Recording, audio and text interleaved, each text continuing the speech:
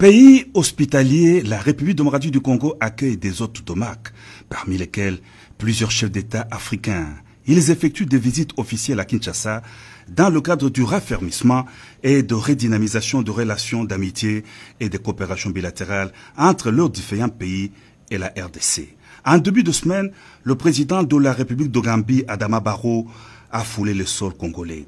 Il a été accueilli chaleureusement par son homologue de la RDC, Félix-Antoine Tshisekedi Tshilombo, au Palais de la Nation.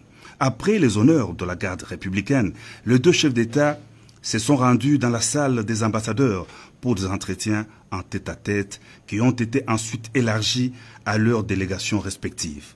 Devant la presse, à l'issue des échanges, le président de la République les a qualifiés de chaleureux et de très intéressants. Ces échanges ont porté essentiellement sur les relations entre les deux pays, a indiqué le chef de l'État. Des opportunités d'affaires, le renforcement de la diplomatie et de la coopération bilatérale entre Kinshasa et Banjul dans les secteurs du tourisme, du transport aérien, de l'énergie, du commerce du bois et des infrastructures ont été évoqués au cours des entretiens.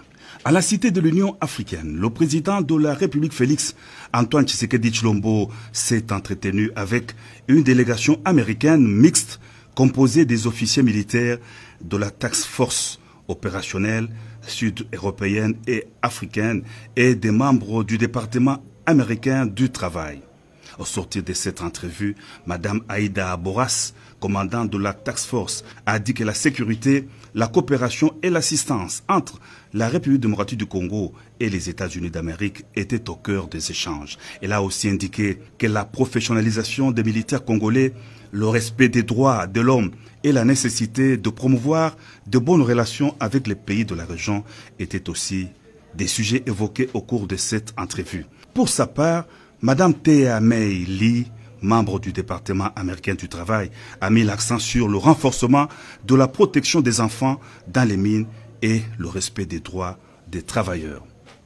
Toujours à la Cité de l'Union africaine, le président de la République Félix-Antoine Tshisekedi Tshilombo a eu des entretiens avec le nonce apostolique Monseigneur Ettore Balestrero, venu le rencontrer pour une visite de courtoisie s'inscrivant dans le cadre de la bonne collaboration entre le Saint-Siège et la République démocratique du Congo.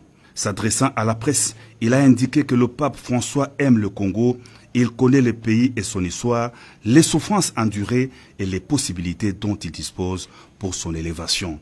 L'Église catholique est très engagée dans les domaines de l'éducation, de la santé, du bien-être du peuple, impliquant le dialogue pour la sécurité des populations, a indiqué par ailleurs le nonce apostolique.